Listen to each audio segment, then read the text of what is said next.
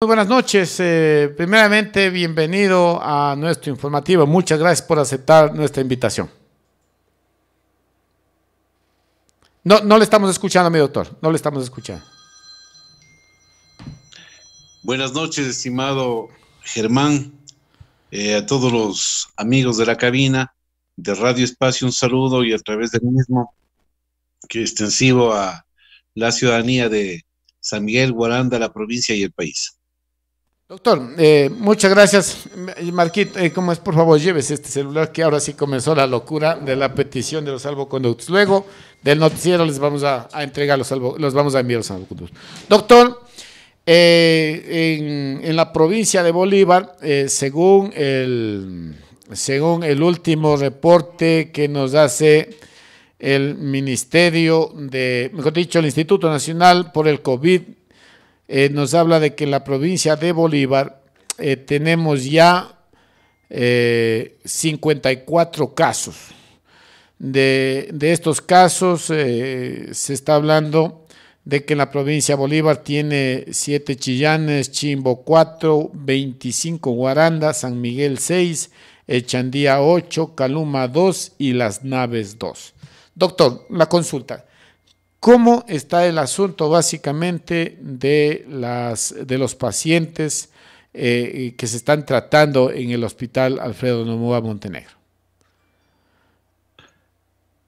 Bueno, ha habido un número de casos importantes que se han hospitalizado.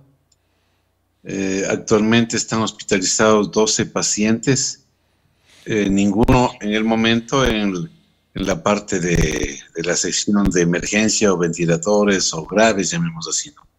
Para que entendamos un poco cómo está delineado el hospital. El hospital fue diseñado, o mejor dicho, se hizo una especie de división del mismo para expandir áreas en función de la necesidad de atender a pacientes COVID, es decir, a los pacientes respiratorios, objeto de esta pandemia mundial. Y nos hemos expandido a 3 áreas, ¿no? Donde funcionaban las áreas de pediatría, medicina interna y cirugía. Son 60 camas aproximadamente que van a atenderse y están utilizadas en forma periódica pacientes sospechosos, pacientes diagnosticados COVID, moderados o leves, ¿no? En cambio, los pacientes graves están en la sala donde queda la emergencia, que tenemos 15 puestos, actualmente 4 ventiladores, es la sala que llamamos grave. Es decir, los pacientes COVID están alrededor, o tenemos una expansión para 75 espacios, ¿no? 75 camas. Doctor, permítame ir aclarando. Ese es el espacio disponible dentro del hospital, ¿no es cierto? Así es. Ok, ahí estamos aclarados, porque la gente va a pensar de que hay 75 enfermos con COVID. Ya, entonces está aclarado. Para las personas que tienen o que posiblemente tengan problemas respiratorios, ¿cuántos respiradores, no sé, habitaciones especializadas hay para ese tipo de personal? Actualmente 4 ventiladores. En los próximos días esperemos que nos lleguen los ventiladores que se ha solicitado al ministerio, los que se ha hecho gestión hacia las diversas instituciones públicas, privadas, y tenemos la posibilidad de expandirnos a 15 puestos, ¿no? 15 ventiladores. Yeah. Es decir, estamos hablando de una etapa de expansión, de preparación para este tipo de eventualidad. Doctor, vamos aclarándonos una cosa, porque sabemos que el señor ministro de Salud estuvo acá en Guaranda, entendemos que ha habido una gestión y él ha venido, pero de las pacientes que necesitan, o los que son de pronóstico reservado, ¿cuántos hay en la ciudad de Guaranda? Este momento, ninguno, ¿no? Ha habido algunos fallecimientos ya en días anteriores, fallecimientos de pacientes que han ido graves, obviamente, o que la enfermedad hace que vulnere las defensas de los mismos, pero en este momento felizmente estamos sin ningún paciente grave o delicado, ¿no? Ya. Entonces esto en forma muy puntual. ¿Los pacientes que fallecieron en el hospital tenían alguna complicación adicional a lo del coronavirus? Probablemente algunos, ¿no? Probablemente algunos porque unos probablemente, otros totalmente, o sea, definitivamente. ¿Cómo es el problema de esto? Para recordar parte de lo que hemos hablado en algunas ocasiones con usted en su emisora, es el hecho de que los pacientes diagnosticados con COVID, de 100 pacientes, 80 pasarán como una gripe trivial y muchos o gran parte de estos 80 en forma asintomática. Yeah. En cambio, los otros 20 pacientes necesitarán ayuda ventilatoria, ¿no? 15 de estos 20 pacientes van a necesitar oxígeno, medidas de la saturación, exámenes de laboratorio y verificar cómo está su evolución. 5%, ¿no?, de la globalidad de estos 100, estos van a hacer insuficiencia respiratoria. Ellos van a necesitar ventilador. Y cuando se presenta este tipo de problema, un porcentaje elevado, dependiendo de las estadísticas de diversos países, fallece, ¿no? Y la mortalidad es bastante alta. Cuando tienen el problema de insuficiencia respiratoria, van a presentar problemas sobreañadidos como sepsis de origen pulmonar o infección que se origina a nivel pulmonar y falla de diversos órganos, ¿no?, como falla cardíaca, falla renal, falla hepática. Es decir, por eso decía, muchos fallecerán tan solo por el proceso respiratorio y algunos por otro tipo de fallas de los diversos órganos de la economía humana. Doctor, entonces, el tema, ustedes hacen un seguimiento a las personas que se han contagiado. Entendemos que el alcalde de Guaranda también tiene ese inconveniente. ¿Cómo está la salud del señor alcalde, doctor? Bastante bien, se ha recuperado totalmente, ha hablado telefónicamente casi todos los días, ¿no?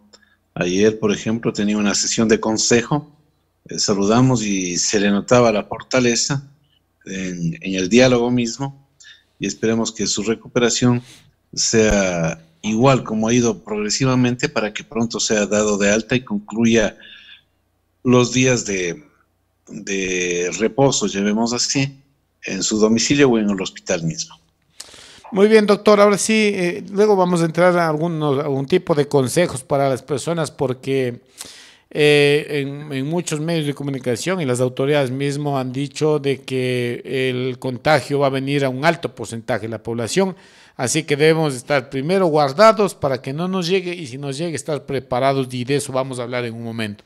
Doctor, el señor ministro estuvo aquí en días anteriores. ¿Qué pasó con la visita del señor ministro, doctor? La visita del ministro de Salud se enmarca en el trabajo que están realizando las autoridades, sobre todo aquella en salud. Hemos visto por los noticieros que también hace este tipo de trabajo el vicepresidente y algunos otros ministros más. El COE nacional está desplegado por varios ministros a nivel con responsabilidades en varias provincias.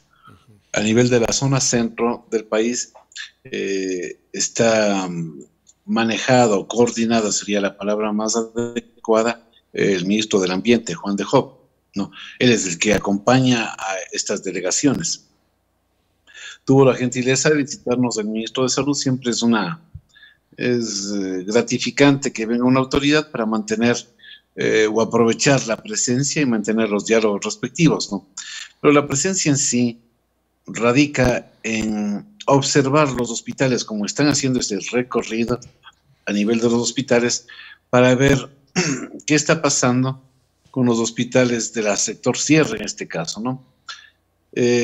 Lo que han hecho con los hospitales de la costa es obviamente que cómo están trabajando frente a la emergencia gravísima que ya han tenido que vivir los hospitales de Guayaquil, de Milagro, de Babahoyo, ¿no? En cambio, los de la sierra se está visualizando cómo nos vamos preparando para esa eventualidad, ¿no?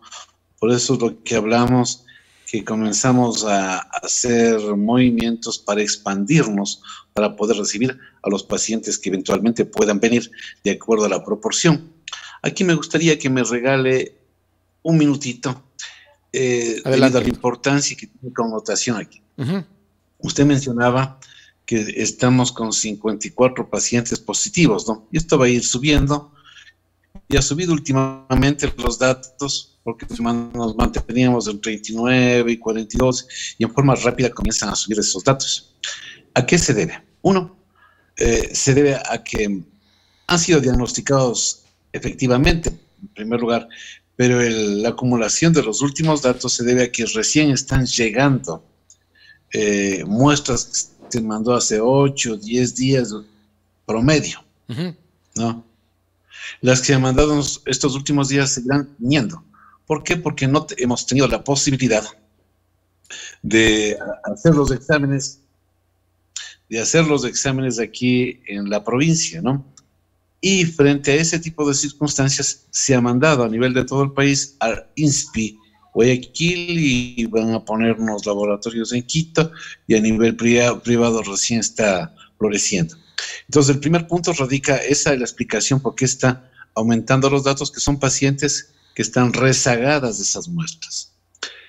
Pero de aquí escriba una cosa muy importante, o deriva una cosa muy importante, que siempre he hablado y hablamos en proyección, es decir, estamos delimitando escenarios más graves, más importantes. Que esperemos nos equivoquemos, ¿no? Pero usted recordará que en su radio hablábamos que lo de Europa, Italia y España van en un camino de expansión terrible porque no hicieron caso, y que Estados Unidos va a superar, ¿no? Y hablábamos que Ecuador, por parte de muchos factores como el trabajo informal y sobre todo la indisciplina, va a causar esto, que nos constituyamos en la Italia de América Latina y Guayaquil la Italia ecuatoriana, algo que habíamos comentado en su espacio.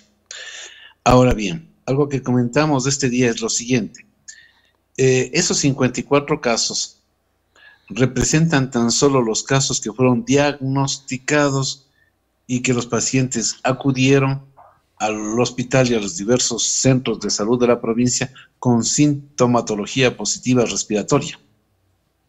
Es decir, aquellos pacientes que estaban con tos, con fiebre, con dificultad respiratoria, que el olfato no era el adecuado, etcétera, etcétera, ellos son los que han acudido, ¿no? Entonces, de los que han acudido existe este número. Habrá muchos pacientes que tienen síntomas que todavía no acuden, ¿no? O acuden a sectores privados, o simplemente se están manteniendo como tal porque la sintomatología no es tan florida, o no es tan grave, o no es tan importante que no hayan considerado acudir a un hospital. Siempre cuando decimos del 100%, hay un 80% que la sintomatología es leve, o muchos no presentan síntomas, ¿no? Y al no presentar síntomas en ese espacio, siguen contaminando. Cuando hemos hecho trabajos con epidemiólogos, y en esto lo he hecho con varios compañeros de la Universidad Central, con algunos amigos de la OPS, trabajos de proyección. Si tenemos 40, 50 pacientes positivos, sintomáticos positivos de COVID, esto implica que para una población de 200,000 habitantes, como tiene la provincia aproximadamente, debemos suponer, ¿no?, de acuerdo a algún tipo de escala, que los pacientes que podrían ser positivos y que están asintomáticos o con signos leves estarían alrededor de 400 o 500 en la provincia. Ya. Este dato es totalmente importante, y por eso quería decir, el alarmarnos de 54 no tiene nada que ver. La importancia de aquí radica en lo siguiente: en buscar mediante medios diagnósticos, ¿no?, hacia los pacientes sintomáticos leves, y sobre todo los pacientes asintomáticos, para poder determinar de ese número de los que no les vemos y poderles aislarles en cada uno de sus domicilios. Ahora, ahí va a derivar la importancia del trabajo de salud que lo estamos realizando todos y cada uno en cada uno de los espacios. Ahora, doctor, hablando de esta famosa curva de casos positivos, En el contexto nacional, ¿cómo está la provincia Bolívar? Y básicamente, el mayor número de casos se está evidenciando en la ciudad capital. ¿Qué está pasando en Guaranda y qué va a pasar en los próximos días con Guaranda? Yo le quiero recalcar lo que le dije hace un momento, ¿no? La proyección daría que tendríamos unos 400 o 500 casos positivos que están circulando normalmente, y hasta muchos de quienes trabajamos en la parte de la salud pública, muchos de quienes trabajamos, digamos, en forma plural, como policías, como soldados del ejército, como en la parte farmacéutica o de negocios de expendio de abastos, que se está justamente en contacto con el cliente, llamémoslo así. Hay la mayor proporción y el mayor riesgo de contagio. Justamente en este tipo de población es la que se tiene que buscar este tipo de casos, ¿no? Este tipo de casos para ver cuáles son positivos y aislarla. De ahí radica el éxito. Lo que está pasando, por ejemplo, en Quito, hay un cierto grado de contención, a pesar de que ha habido también bastante indisciplina, sobre todo en la parte sur, en la parte de los mercados. Hemos visto por las noticias la cantidad de gente, la aglomeración, y esperemos que los resultados no sean lamentables, ¿no? Todo hay que verle en un sentido de qué es lo que va a pasar o qué es lo que ha pasado en Guayaquil, qué es lo que ha pasado o está pasando en Estados Unidos, una de las economías, la economía más fuerte del mundo, ¿no? Nueva York, la ciudad, la capital del mundo, con la economía más bollante. Le faltan ventiladores, faltan hospitales, faltan camas que en el Central Park, un parque inmensísimo, tienen que hacer hospitales de emergencia, que un barco con 1000 camas tienen que estacionar, si la palabra puede compararse, en las costas de Nueva York para que pueda abastecer como hospital. Además, ¿no? Entonces, la circunstancia cuando dice están 30, 40 mil muertos, de lo que se dice públicamente, ¿cuántos realmente cree que estén? Si hay fosas comunes que vemos en algunos videos, fosas en varios pisos, allí en Nueva York. Hay cementerios que los hacen en los estadios, ¿no? Donde están varios trailers refrigerados para poder habilitar la cantidad de cadáveres que existen. Quito, el alcalde Yunda se está preparando y hemos visto que existen unos 5 o 6 trailers que los refrigerados para prepararse a esa eventualidad. Entonces lo que se está mencionando y lo que se está recalcando simplemente es una pequeña revisión de lo que todo el mundo está viendo en las redes, lo que ve a través de las noticias nacionales e internacionales. Lo que pasó en China, después de unos días pasó en Europa, después de unos días en Estados Unidos y en Latinoamérica, y lo que pasó en Guayaquil está pasando en la provincia de Los Ríos, y eso pasará en las provincias de la sierra. ¿Cómo vaya a pasar, cuál vaya a ser el impacto? Va a depender de la conducta de cada uno de los ciudadanos. Ahí radica, no de lo que tengamos que hacer para mitigarlo. O sea, nos preparamos a una eventualidad que lleguen pacientes, ¿no? Pero en este tiempo, en esta ventana de tiempo que tenemos para poder de alguna manera cambiar la historia, va a depender necesariamente de lo que los ciudadanos realicen, ¿no?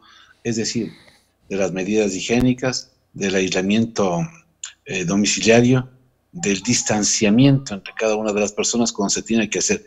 Esto, ahí radica todo, ¿no?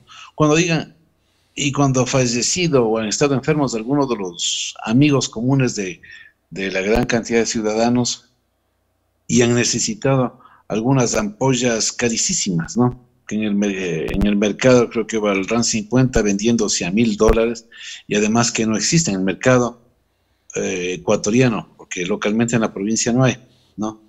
Tampoco les ha sido ninguna solución porque no existe tratamiento que científicamente esté avalizado, que pueden dar la cantidad de la cloroquina, la acitromicina, que pueden dar cualquier tipo de circunstancia, pero actualmente en una enfermedad tan nueva no existe tratamiento, no hay vacuna.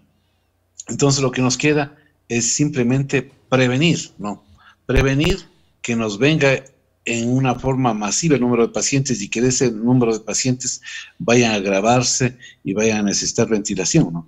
Porque por lo menos con ventiladores tenemos la capacidad de comenzar a disminuir el número de porcentaje de muertes, porque no va a haber ambulancia que le traslade a otros lados. Podemos poner en 10 ambulancias 10 pacientes y no hay quien los reciba a este momento en otros sitios. Porque están congestionados, ¿no? Ya están... Exacto, esa es la realidad del país, por eso nos dicen, aquí tienen que hacer de la manera que sea, y estamos tramitando una serie de instancias locales, nacionales, internacionales, tratando de hacer lo que humanamente se puede con las gestiones, con cartas a Fidelegas, presidente de Banco del Pichincha, a Guillermo Lasso, a través de las personas que están allegadas a él, con cartas hasta Bill Gates, ¿no? A la fundación, a través de caminos que pueden conducirnos de alguna manera, que puedan llegar algo de ayuda. Obviamente que las exigencias del Ministerio de Salud se las ha hecho, no a este momento, sino con muchísima antelación más, y con varios insistidos durante estas últimas semanas y meses, ¿no? Pero esa no es la solución, repito, la solución de ninguna manera va a ser ni será que tengamos una unidad de cuidados intensivos de 50 camas, que de paso no las hay. Guayaquil, con todo el apoyo que le ha dado el país, fue imposible que pueda abarcar el número de pacientes que tuvo. Las cifras que siempre se venían indicando a nivel público, que luego el presidente mismo ha indicado que tienen que transparentarse porque no cuadran, pues si vemos cantidad de muertos en las calles como jamás podríamos habernos imaginado, ¿no? Tal vez alguna vez vemos algún perrito que fallece y la gente va a recoger en un cartón o algo, pero ver botados cantidad de personas, hombres, mujeres en la calle, es terrible, ¿no? Que le sacan de sus casas para poner en la calle. Es la gran realidad que ha vivido Guayaquil y que obviamente esas imágenes ha dado la vuelta al mundo. Que recojan más de 500 cadáveres de los domicilios en 2 o 3 días. Son palabras que dice el representante de Guayaquil en lo que tiene que ver en esta dura tarea de recoger los cadáveres. De recoger los cadáveres, claro. ¿No es cierto? Entonces, la situación es escalofriante. Que haya tomado la decisión el gobierno de cerrar la provincia del Guayas para que nadie entre, para que nadie salga, ¿no? Entonces son situaciones que nos tiene que poner ese tipo de realidades como un espejo para decir, esto queremos que se replique tal vez en nuestras latitudes, en nuestra provincia, en nuestras ciudades, o podemos revertirle. Entonces ahí está el objetivo del trabajo que tiene que hacer todas y una de los hogares, todas y una de las personas que están, porque las personas que aparentemente hay juventud, ¿no? Póngase que se está saliendo con una ventaja en el hecho de creer en la fortaleza externa, en la fortaleza de los años, hace que su sistema inmunológico obviamente igual sea fuerte. Y un sistema inmunológico fuerte va a hacer que el virus le pase como una gripecita, como un resfriado común y corriente. Pero esa persona va llevando el virus a la casa y encontrará al abuelito, a la abuelita, al papá, al tío, que ya tienen muchos años, que pueden tener alguna enfermedad o comorbilidad como diabetes, hipertensión, insuficiencia renal, cualquier cosa de ellas. Y a ellos, al pegarle el virus, obviamente va a ser fatal. Entonces, ¿cómo le mató el virus al abuelito si ni siquiera nunca salió, pues? Y esos cadáveres son los que han pasado en domicilio, los que vemos constantemente que han dado las noticias. Es decir, la persona que salió fue a traer el virus y meterle a la casa y le mató al abuelito. Y le mató en el sentido muy, muy real. Recuerdo también que en su emisora hablábamos de lo que decía el presidente de Rusia, Putin. Él manifestaba que el terrorista mata, equivocado no, depende de cómo se ve el prisma, ¿no? Mata a la persona que determine, qué sé yo, de acuerdo a su ideología, de lo que sea. Pero la persona que sabiendo, que conociendo, este virus, esta pandemia, porque no hay país en el mundo que no se conozca. El 80% de la población está recluida a los hogares, donde no se habla del coronavirus. O sea, nadie puede decir yo no conozco, que a pesar de conocer, se va hacia la calle y trae, obviamente es peor que un terrorista. Eso es tan real, o sea, no se puede decir de otra manera, que a pesar de decir use mascarilla, no lo usa. Que no haya reuniones, ha habido reuniones, eso pasó en Italia, pasó en España y pasó en Guayaquil. En Guayaquil, claro, un Tanto en partido de los fútbol. barrios populares como Claro. en La Puntilla, como en San Borondón, como partido de fútbol. Eso pasó. Entonces, no es una situación que no se sepa, es una situación de disciplina, ¿no? Y frente a eso, es el qué hacemos para que los muertos sean en cantidad menor o para que el número de muertos suba en forma escalofriante. Es lo único que tenemos que hacer, ¿no? De repente en las redes o alguien dice, pero no he hecho gestión de una ventilador o de esto, ¿no? Pudiendo, atemorizando al pueblo, en vez de educar, en vez de transmitir cuestiones de aliento y sobre todo educar, no cansarse de educar a través de los medios de comunicación. Medidas higiénicas, ¿no? El resguardo domiciliario. Con esas medidas tan sencillas se puede cambiar la historia. Así. Vea, la provincia de Bolívar, ¿qué empresas de importancia hay? Ninguna. Está dedicada a la agricultura. La agricultura es la que sostiene a la población, porque el resto, un porcentaje pequeño, vive de la burocracia, o vivimos. Yo soy empleado público también. Entonces vivimos de la burocracia. El resto es la agricultura y microempleos pequeños, ¿no? Frente a esa realidad, ¿cómo comercia nuestra gente? Llevando los productos de la sierra hacia la costa. ¿A dónde lleva? A Guayaquil, sobre todo a Babahoyo, Ventanas, Catarama, Montalvo. Allá lleva legumbres, papas, ¿no? Para traer luego los comercios de la costa. Al hacer esta movilidad, ¿no? Va a contagiarse, a traer el virus y obviamente va a traer a sus comunidades, a su familia. Así es como se transmite. Se ha hablado insistentemente por todos los medios, por todos los sitios, y seguiremos hablando porque es un sentido de educación, y es un sentido de realmente de ponernos ya la mano en el pecho para evitar que esta curva o este número de pacientes siga incrementándose. Mientras más se incrementa, el porcentaje sí, habrá de pacientes graves. El mayor porcentaje de pacientes de la provincia de Bolívar son importados, o sea, vinieron de afuera, vinieron de Guayas y vienen de los ríos. Hoy están llegando muchas familias de allí, pero llegan familias contaminadas. Ya no es del cerco que se tiene que hacer solo a la familia, sino al barrio, al sector, a la parroquia. ¿Por qué? Porque si no esto se difunde, crece y las consecuencias son impredecibles, ¿no? No creían lo que iba a pasar en Guayaquil. Y obviamente Ecuador con la población que tiene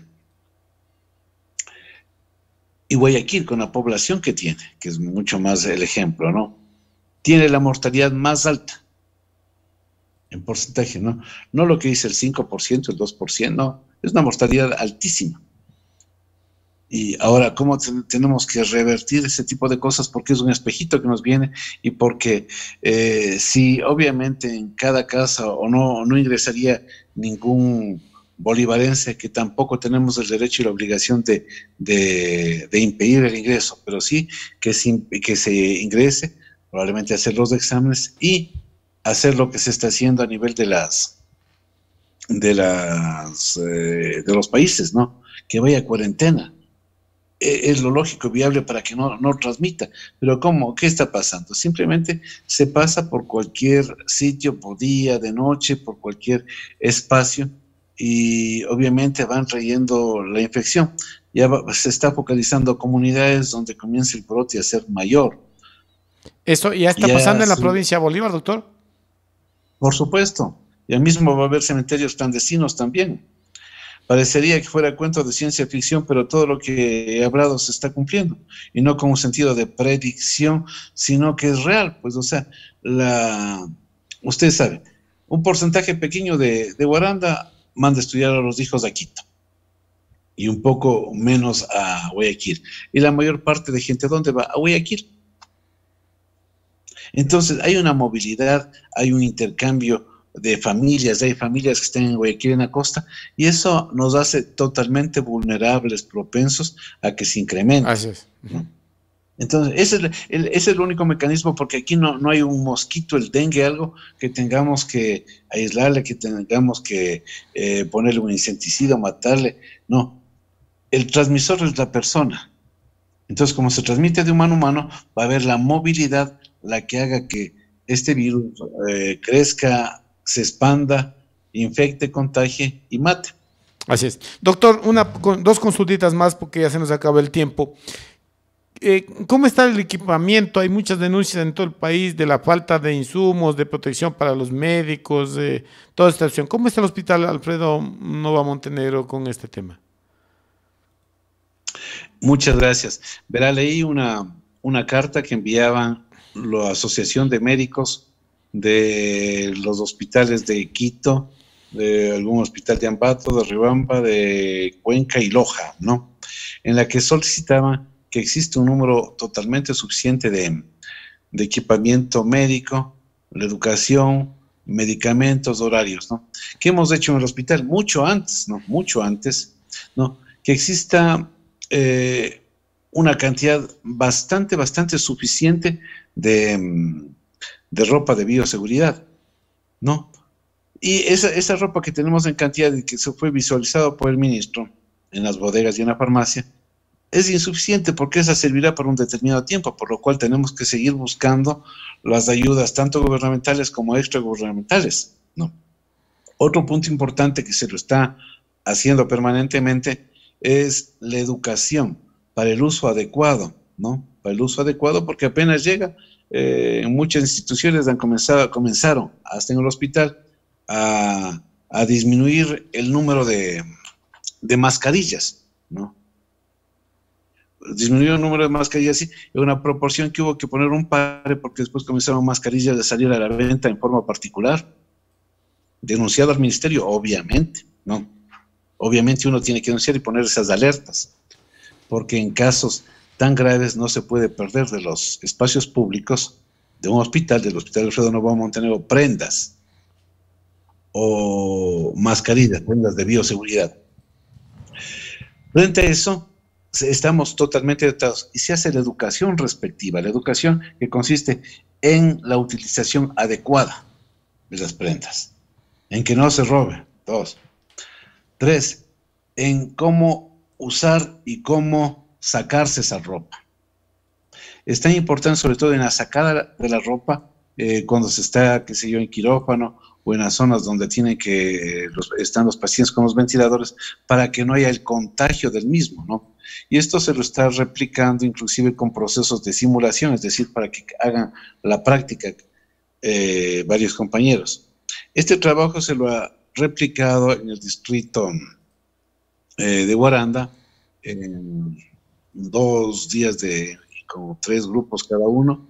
Se lo hará en Chillanes, entiendo que también habían solicitado para San Miguel, porque mientras más eduquemos, más tenemos el chance de no autocontaminarnos o llevar la contaminación del médico hacia la casa. Han muerto decenas de médicos, ¿no? Doctor, ¿hay casos de médicos contagiados en la provincia de Bolívar? Todavía no. Eso implica el trabajo que estamos realizando. Todavía no. Ha habido aislamientos que los hemos hecho y cuando se les ha tomado la muestra, felizmente, a los médicos no ha habido contagio. Hubo un contagio de internos rotativos que fueron contagiados por amigos de internos rotativos de Babahoyos. Los médicos como tal, como la palabra, no. Se les aisló, se les tomó la prueba y salieron negativos. Ya. Pero eso vamos a seguirnos. Si nos hacemos a todo el grupo de salud, habrá un porcentaje, 5-10% de personas que estamos positivos y somos asintomáticos y tenemos que recluirnos, ¿no? Ese sería el objetivo de... Doctor, permítame hacerle algunas preguntas que tienen nuestros amigos. Buenas noches, licenciado. ¿Puede preguntarle qué ha pasado con el laboratorio de la Universidad Estatal de Bolívar en la cual se iban a realizar pruebas? ¿Usted está al tanto de esta información, doctor? Claro. Se sigue haciendo el trabajo con la universidad. Hemos seguido en diálogos con la universidad, con sus autoridades, con Carlos Rivadeneira, hemos hablado ayer de noche, hoy de mañana.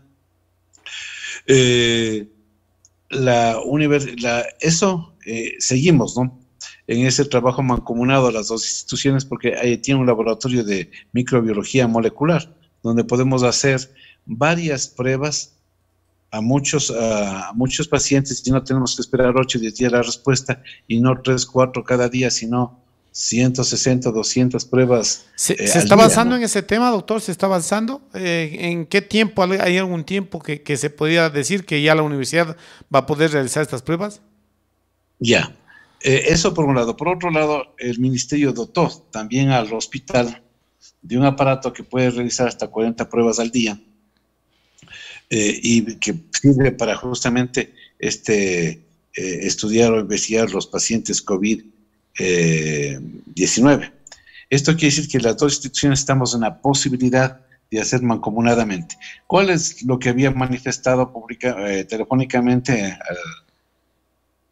al doctor Carlos Rivadeneira? Uno, las dos instituciones tenemos que pasar los laboratorios, la certificación del ACCES, ¿no? Ya, Un claro. organismo que regula la calidad, Así ¿no? es. Y luego que pasemos esa certificación para que exista la bioseguridad, eliminación de desechos, que todos ¿En qué tiempo sería esto, doctor? Nosotros estamos trabajando al igual que la universidad, ¿no?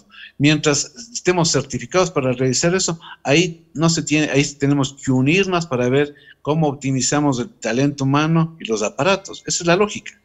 Nadie puede hacer en forma indiscriminada. Claro, porque se tiene que potencializar las cosas. No podemos atomizar, sino se tiene que concentrar. En esos términos hemos hablado y esperemos. Y además se manifestó esto al ministro de Salud. Se le había solicitado también los kits que vamos a necesitar para este empeño. Hay toda la predisposición, toda la apertura, la felicitación para que hagamos en forma conjunta. Entonces, tenemos que trabajar en ese Pero tipo no hay de... una fecha definida para eso, doctor. Es que para la fecha primero tiene que calificarse el access, ¿no? De ahí parte todo. Es decir, tiene que marcar, me explico, lo mismo que ese trabajo realizan en los consultorios, en las clínicas, en todo plan de salud, ¿no? Porque ahí lo que más ven la calidad y ven la bioseguridad, ¿no? Y la calidad van a calificar los certificados si el talento humano es el adecuado. Entonces, las dos instituciones se está elaborando en el mismo empeño. Y el momento que esté, es decir, hay que unirse para poder incrementar el número de muestras. Ajá. Porque, claro, para poder hacer, ¿cómo va a ser la universidad solo a ver distritos de trayendo a los pacientes? No, tenemos que hacer en forma conjunta. No, se tiene que hacer en forma conjunta, ordenada e integrada, ¿no? Yeah. Esto no es del trabajo doctor, individual. Es más preguntas. Equipo. ¿Qué hay de cierto que Guaranda está en fase 3 de contagio? Sabe que yo desconozco la fase 3, ¿no? La fase 3 es cuando ya baja. Cuando le hablaba, que estaba hablando con un epidemiólogo, y hoy estaba en unas clases también, y las mismas que serán replicadas mañana por el mismo epidemiólogo, doctor Alberto Narváez, PhD de la Universidad Central del Ecuador, en la que hablaba de muchos aspectos. Ahí se habla. Entonces, el hablar de fase 3 no le veo, ¿no? Porque tal vez estamos hablando de conceptos equivocados, ¿no? Al concepto que yo tengo. La fase 1 es cuando recién se inicia. La fase 2 es lo que está subiendo el número de casos, ¿no? La fase 3 después de la meseta y cuando baja. Todavía no estamos bajando porque todavía no se acerca el golpe fuerte, llamemos, ¿no? Recién estamos en la etapa de preparación. Y yo les repito, los 54 casos no es... Bueno, parece que se nos queda la comunicación del doctor. Vamos a ver si... estaremos, creo que son 400 o más. Entonces, cuando pase eso, cuando todos estén aislados y comience a bajar el número de casos, se llama lo que es la fase 3. Y luego ir a fase como de silencio, 4, y ahí comienza un nuevo rebrote. Eso es más o menos el esquema epidemiológico que lo realiza, ¿no? Pero de ahí que se incremente de 30, 40, 50 y digan ya estamos en esta fase o porque cambia la semaforización, no tiene ningún sentido. Ok. Es una cuestión que he visto como para alarma nomás, no, ningún sentido. Ok, Estoy de acuerdo con doctor, eso. buenas noches, licenciado. ¿Puede preguntarle al doctor si una persona que se realiza la prueba de COVID-19 particular y sus resultados son positivos, pero él no tiene síntomas, ¿cuál es el protocolo que debe seguir? Gracias. Aislamiento, ¿no? El aislamiento, la cuarentena, el aislamiento domiciliario, ese es y justamente vea, me está dando la respuesta a esta pregunta, porque hay que hacerse las pruebas de forma masiva, y ese es el trabajo que queremos hacer con la universidad. Hemos hablado con Arturo Rojas, con el rector, con Carlos Rivadeneira, su vicerrector, y ellos están muy empeñados, estamos muy empeñados en hacer eso, ¿no? Nos gustaría que ya hubiéramos estado comenzando a hacer ese tipo de pruebas masivas. Los GAD, Consejo Provincial, consejos municipales están adquiriendo pruebas rápidas, ¿no? En la que el trabajo con la universidad será para ver la proteína C reactiva en tiempo real de diagnóstico, y las otras pruebas rápidas son las que se verá en los anticuerpos, el IgG y el IgM, que van a servir, ambas combinadas o solas, nos sirven para este propósito. Lo que tenemos es que optimizar al máximo todos los recursos que se tengan, ¿no? Y eso es el agradecimiento a todas las instituciones que nos están ayudando. Doctor, finalmente, yo creo que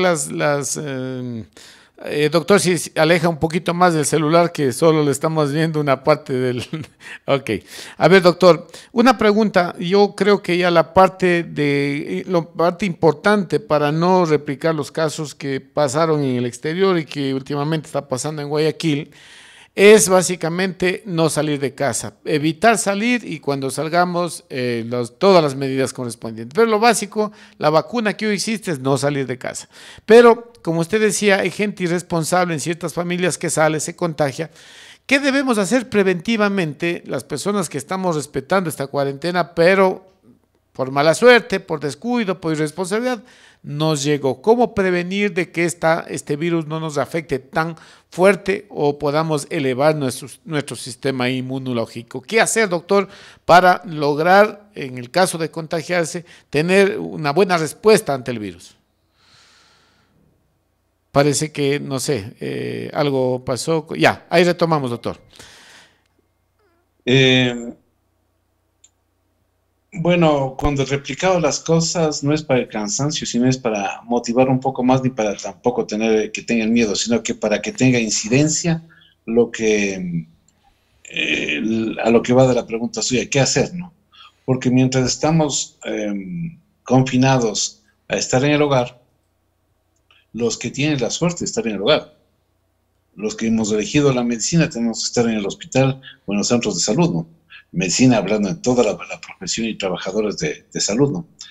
Entonces, quienes salimos afuera a trabajar, que no trabajamos para que nos digan que son héroes ni cosa por el estilo, sino simplemente trabajamos por la necesidad de mantener a nuestras familias, ¿no? Si tuviéramos otros ingresos, muy seguramente no se lo haría de esa manera. Las muertes de personal médico son elevadísimas y para eso se necesita justamente lo que dice. Por eso yo le pongo el énfasis necesario, porque estamos hablando de decenas de miles de muertos, no estamos hablando de 2 o 3 muertos, ¿no? Y no queremos que se replique acá porque no se le ve. Ya más, verá, la próxima semana va a comenzar que ya se acaba la cuarentena, que la economía sí, que la economía asada. Es lo que pasó a la soberbia de Estados Unidos y lo que va a pasar a la soberbia de Brasil. Son cosas tan reales que en Estados Unidos, antes de contestar esto, es un estado federativo, o sea, cada estado tiene leyes diferentes.